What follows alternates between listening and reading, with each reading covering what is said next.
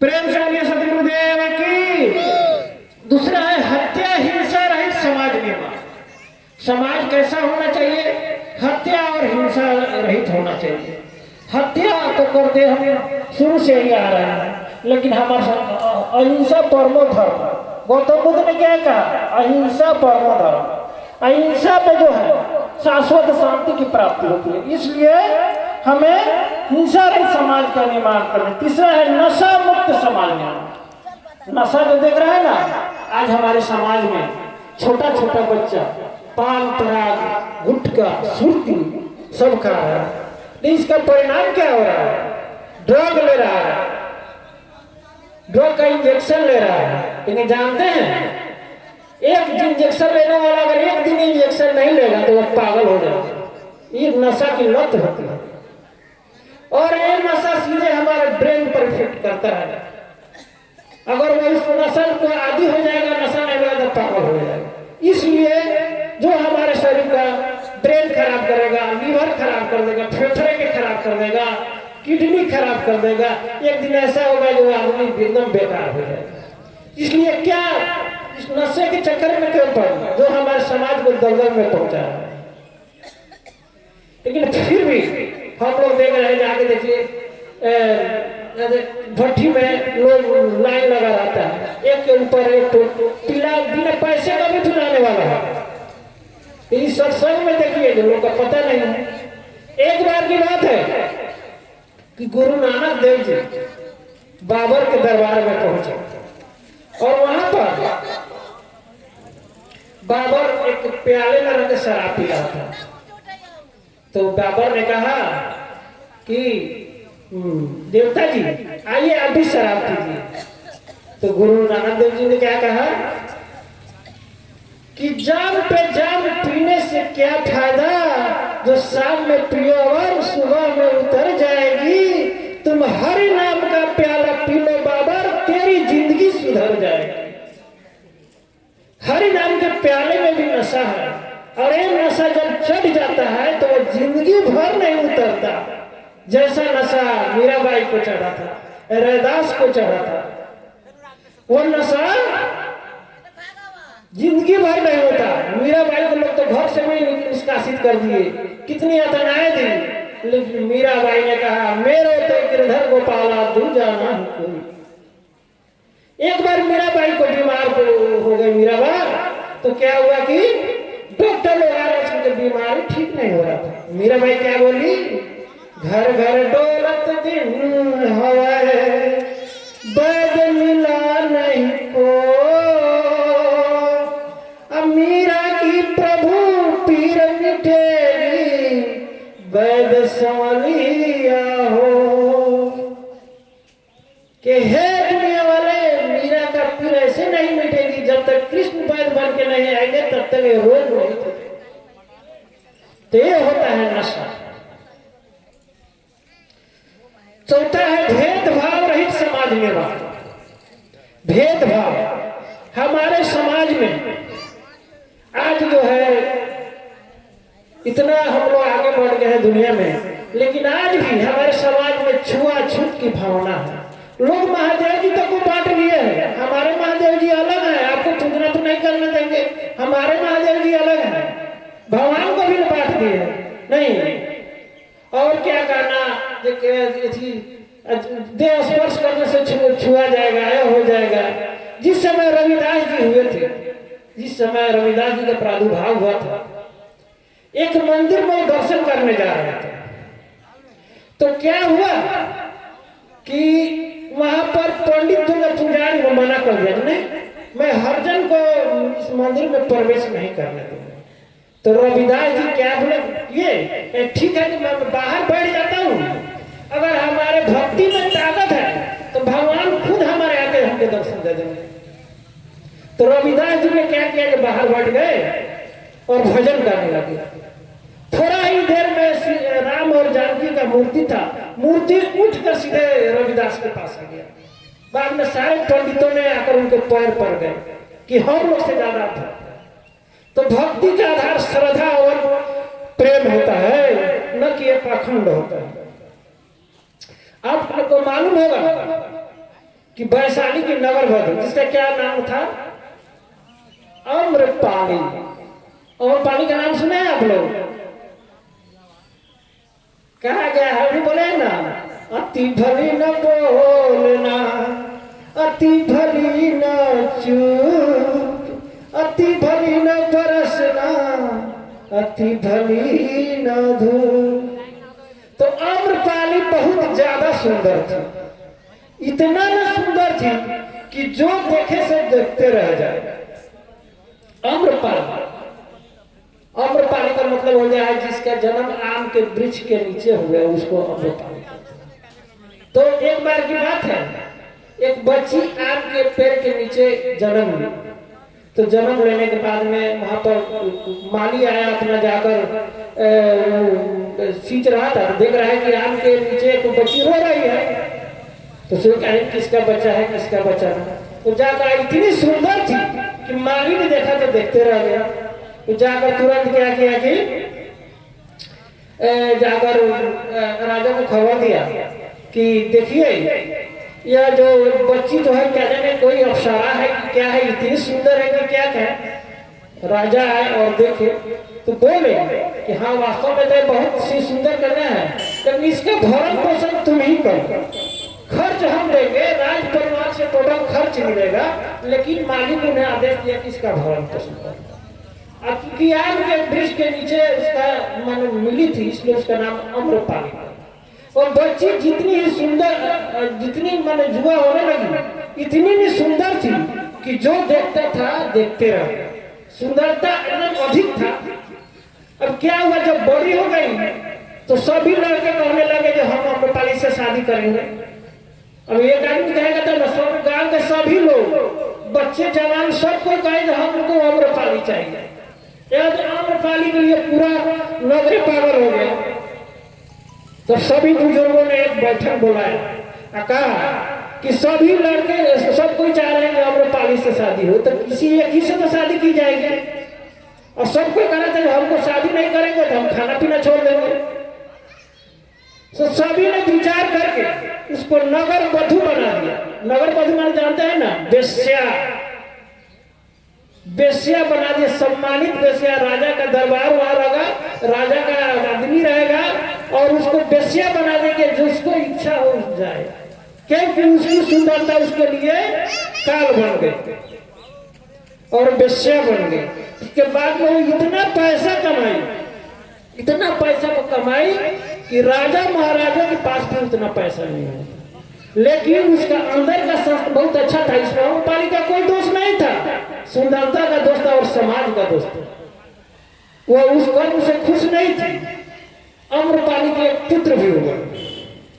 पुत्र होने के बाद में वह क्या कि उसको अच्छे स्कूल में दाखिला करा दी, वो पढ़ लिया।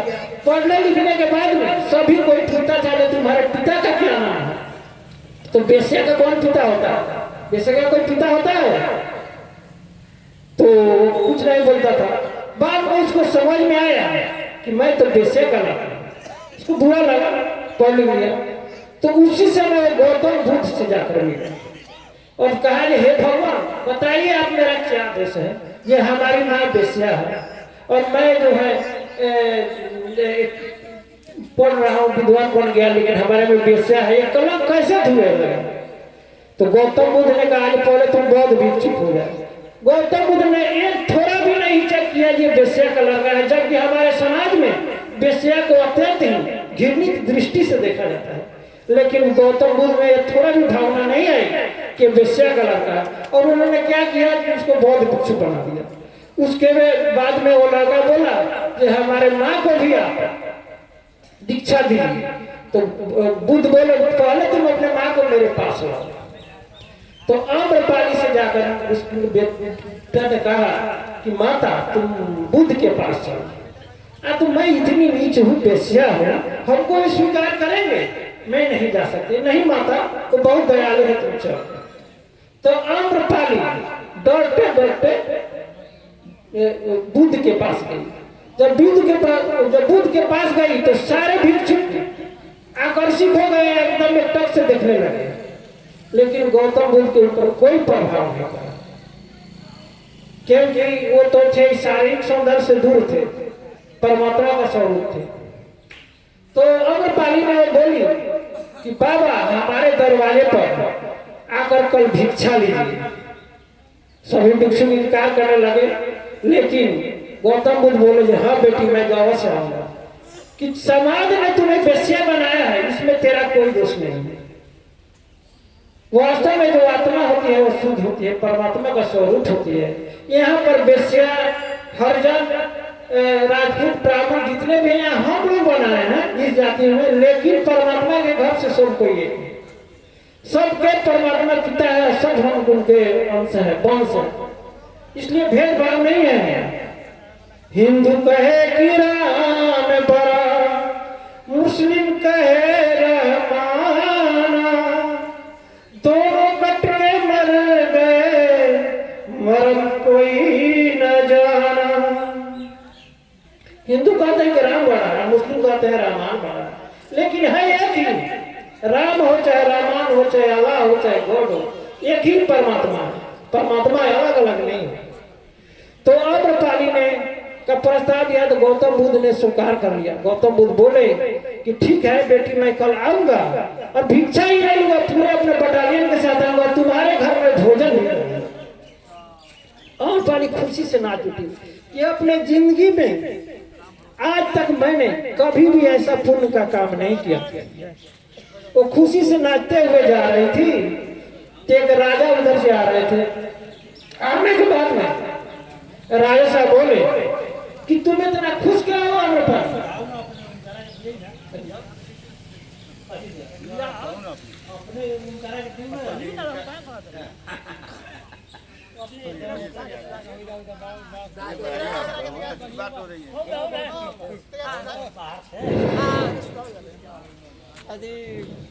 अपने के बाद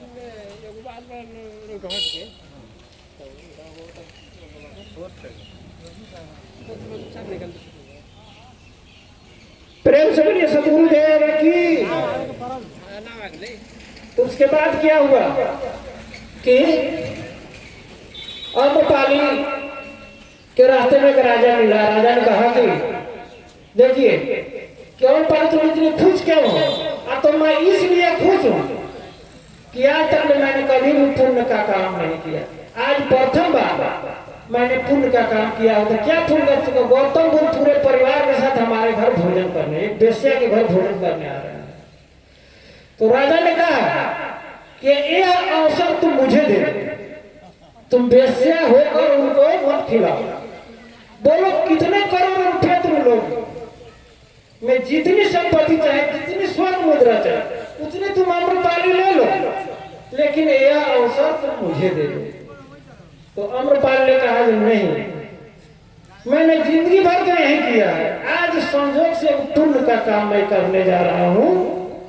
तो यह अवसर चाहे आप अरबों खरबों की संपत्ति देंगे तो यह अवसर में बेचने वाली नहीं। उसके बाद में क्या हुआ कि कल होकर गौतम बुद्ध गए, उनके पूरे परिवार से उन्होंने भिक्षा भी ली और भोजन भी किया। भोजन करने के बाद में अम्रपाली उनके चरणों में गिर गई। और गौतम बुद्ध ऐसे भिक्षुक थे जिसके दरवाजे पर वो चले जाते थे और क्या करते थे कि उसका समझे सारे विकार को ग्रहण कर लेते थे। वह अम्रपाली चरण में गिर गई और कहा हे प्रभु मुझे क्षमा कर दीजिए और मुझको भी बहुत भिक्षुक बना दीजिए। उस दिन से अम्रपाली ने सारा अपना राजपाट संपत्ति सारा बेच दिया और एक झोपड़ी बनाकर बौद्ध भिक्षुक बनकर रहने लगे। तो वो जब गौतम बुद्ध जैसे महात्मा के पास छुआछूत नहीं है, तो हम लोग समाज में छुआछूत क्यों करते हैं? क्यों ये सोचते हैं कि चमार है या ब्राह्मण है? क्या चमार का खून अलग रहता है, ब्राह्मण का खून अलग रहता है? ईश्वर ने उसके माथे पर चमार लिख तो नहीं भेजा है, ये पाखंड है और कुछ नहीं है। सही जो होता है ईश्वर संत कबीर बोले भेदभाव पूछे नहीं कोई, हरि को भजे सो हरि को होई। प्रेम से बोलिए सतगुरुदेव की। के बाद में सत्संग प्रेरित समाज निर्माण, सत्संग में जो हम लोग माने जहाँ भी सत्संग प्रेरित हो, हमारे समाज में हर जगह सत्संग हो, स्वच्छ चरित्रवान और नैतिकवान समाज। इसके बाद में थोड़ा सा गीता का पाठ होगा, उसके बाद में हम कार्यक्रम समाप्त कर देंगे आप लोगों को। गीता में देखिए 18 अध्याय का पाठ होने जा रहा है, इसको आप लोग ध्यान से सुनिए।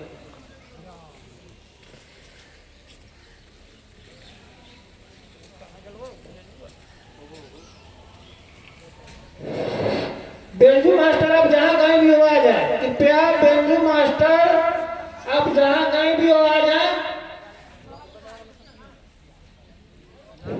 अभी दूसरे किसी का जरूरत नहीं है।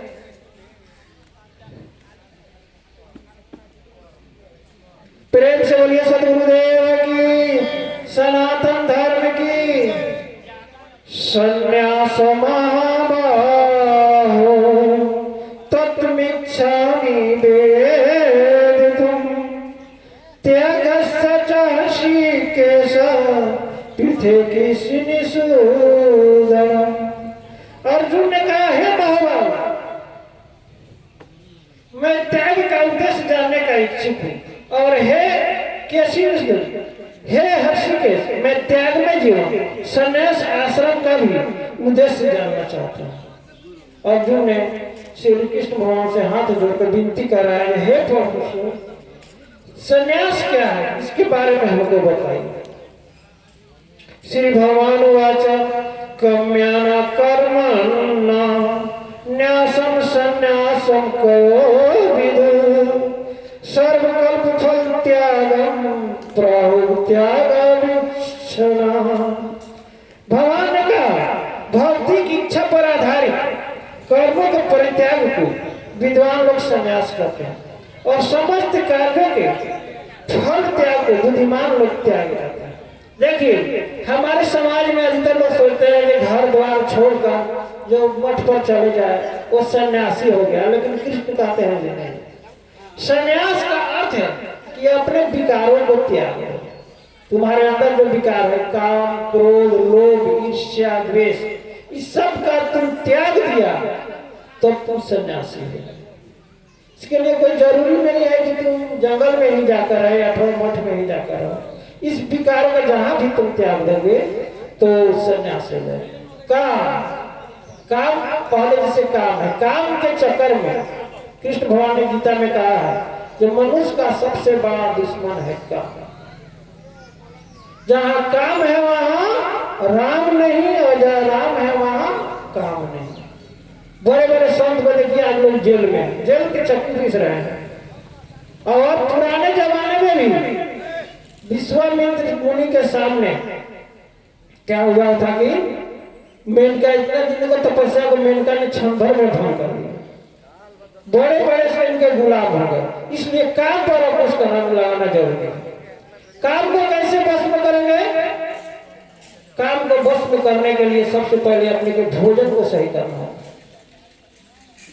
उसके अलावा अश्लील चीजें मत देखो। और मनुष्य का तीसरा चक्र होता है ना, आज्ञा चक्र। जब आज्ञा चक्र खुल जाता है तो काम स्वतः नष्ट हो जाता है। इसलिए लोग क्या करते हैं, जो भी गण आज्ञा चक्र पर ध्यान लगाते हैं। त्याजन देशी तत्व कर्म प्राहुमर्षिणी यज्ञदानम तर्प कर्म त्याजमिति चापरे। कुछ विद्वान घोषित करते हैं कि समस्त प्रकार के सकारात्मक कर्मों को दोषपूर्ण समझकर त्याग देना चाहिए, लेकिन अन्य विद्वान मानते हैं कि जग, दान तथा तपस्या के कर्मों को कभी नहीं त्यागना चाहिए। कुछ विद्वान कहते हैं सब काम ही त्याग दो, लेकिन सर्व का त्याग दोगे तो जियोगे कैसे? जीवन निर्वाह के लिए तो कर्म करना ही पड़ता है, जैसे जग, दान, तपस्या, कर्मों को भी फल ये सब आवश्यक है। निश्चम में तत्र त्यागे भरत सतम त्यागो ही पुरुषाग्र त्रिविध संप्रकृत। हे भरत से जब त्याग के विषय में मेरा निर्णय सुनिए। हे नरसाधु, शास्त्रों में त्याग 3 तरह का बताया गया। प्रेम से बोलिए सदगुरुदेव की। क्योंकि व्यास लोग भी बहुत ज्यादा आ गए हैं और प्रोग्राम भी हम लोग का लेट से शुरू होता है। मैं हमेशा कोशिश करता हूँ कि प्रोग्राम जो है 11 बजे से कम शुरू कर दीजिए, लेकिन जो है हर जगह प्रोग्राम जो है लेट से ही शुरू होता है। और एक चीज हम और कहना चाहते हैं कि हम लोग का ये सनातन धर्म का जो कार्यक्रम है हर महीने के लास्ट रविवार के दिन होता है। जो सिमरन व नरकटिया के लगभग सभी गया में हो चुका है। तो इसमें मुख्य चीज क्या है कि हम लोग ज्ञान को अर्जन करें, और लोग जहां भी कार्यक्रम होते हैं भंडारे में लोग बहुत ज्यादा खर्च कर लेते हैं। भंडारे में पिलाने में लोग कितना खर्च कर देते हैं। तो हम चाहते हैं भंडारा को छोड़कर आप लोग प्रसाद सिस्टम बना लीजिए। भंडारा का पति हटा दीजिए, प्रसाद रखिए, हल्का रहेगा। गाँव में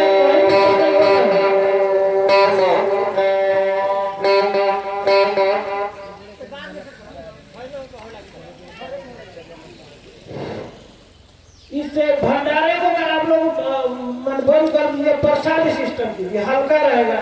जहाँ भी जाएगा ना प्रसाद रहेगा। प्रसाद लोग शाम का टाइम होता है, प्रसाद सिस्टम रहेगा, किसी को कराने में भी हल्का रहेगा। नहीं तो 500-600 लोगों को खिलाने में लोगों को भी परेशानी होता है। तो इसको आप लोग हल्का कीजिए और भंडारे पर न जाकर ज्ञान ग्रहण कीजिए। जिस कारण हम लोग इसको मैंने स्थापित किए हैं, इस पर आप लोग जाएंगे। तो यह कार्यक्रम प्रत्येक महीना के लास्ट रविवार यानी महीना में एक बार होता है। और अगला कार्यक्रम आप लोग ध्यान से सुनिए, अगला कार्यक्रम कार्तिक 24 गते, अगला कार्यक्रम कार्तिक 24 गते को होने वाला है। यानी जब कार्तिक पूर्णिमा होगा उसके 2 दिन बाद, छठ सब बीत जाएगा, पूर्णिमा के 2 दिन बाद यह कार्यक्रम पड़ेगा। जो इच्छुक संत महंत यह कार्यक्रम कराना चाहते हैं अपना नाम बता दे। अगला कार्यक्रम कार्तिक 24 गते होने वाला है। जो संत महंत यह कार्यक्रम कराना चाहते हैं कृपया उस पर अपना नाम बता दें। ठीक है, आप लोग विचार कर लीजिएगा। यह कार्यक्रम जो भी कराना चाहते हैं अगला कार्तिक में 24 गते को होने वाला है।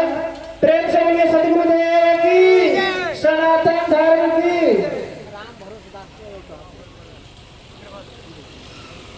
राम भरोस दास जी रोहतहट के, राम भरोस दास जी रोहतहट के, कृपया आप स्टेज पर आ जाइए।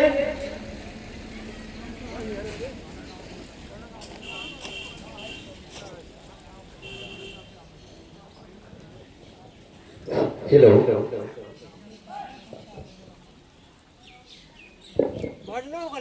जी ना